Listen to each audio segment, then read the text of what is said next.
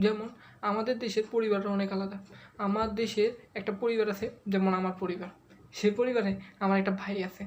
তো আমার ভাইকে সবসময় আমার মা-বাবা বলে যে, "ওই ছেলেটা থেকে কিছু শিখ, ওই ছেলেটা থেকে কিছু শিখ। ওই ছেলেটা সবসময় 99, 90 করে পায়। তুই পরীক্ষাতে কী পাস?" আমার ভাই ছিল একজন এভারেজ মানুষ, আপনাদের বলে দিই। তো মানে সে 30-40 ছাড়া পাইতো না এক কথায়। ঠিক আছে? একদিন মা-বাবা বলতেছে যে, "কিছু শিখিয়ে আস, কিছু শিখিয়ে আস।" তো ওকে অনেক মানে চিল্লাইছে, বকছে। এটা বাঙালি স্বভাব। তো এবার আমার ভাই মনে করছে আজকে শিখবো, ও আজকে কিছু না কিছু শিখবো।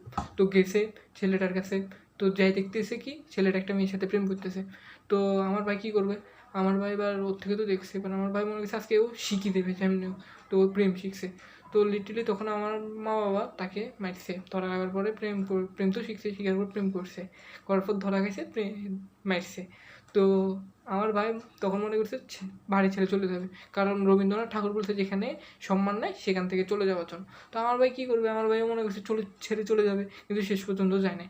তখন সে লিখছিল, "কথা না শুনলে বলো বেয়াদব, কথা না শুনলে বলো বেয়াদব, আর যদি শুনি তাহলে মারো ঝাঁটা, যদি শুনি তাহলে মারো ঝাঁটা। কখনো কখনো মনে হয় ছেড়ে চলে যায় বাড়ি, কখনো কখনো মনে হয় ছেড়ে চলে যায় বাড়ি। কী করব? আমার তো লজ্জা নেই, সেটা জানো তো তোমরা।" আমাদের দেশের ছেলেরা অনেক সহজ এবং সরল হয়। আমাদের দেশের ছেলেরা যদি কিছু ভালো লাগে তাহলে সরাসরি বলে দেয়।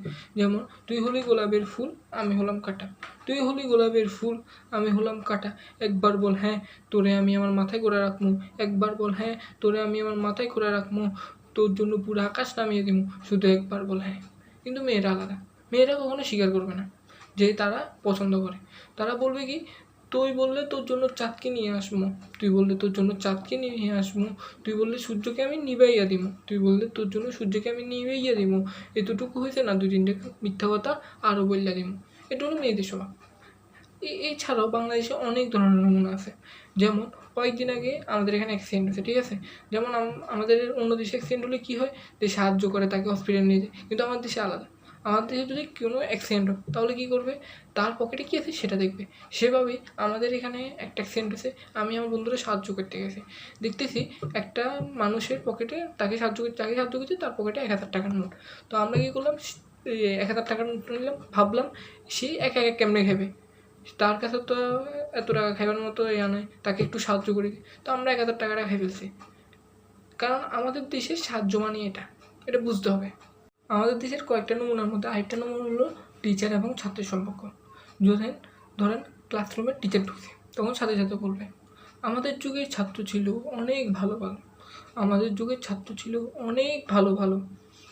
টিচার দেখলে চুপ করে থাকতাম, কারণ আমাদের যুগের ছাত্র ছিল অনেক ভালো ভালো। কিন্তু বর্তমান যুগের ছাত্ররা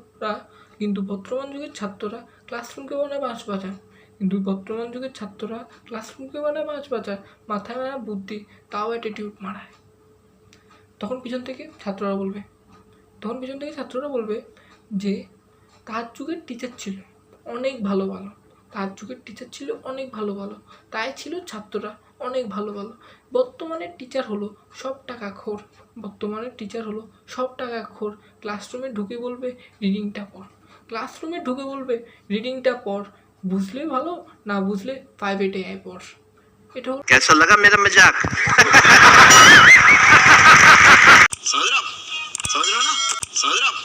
समझ रहे हो ना?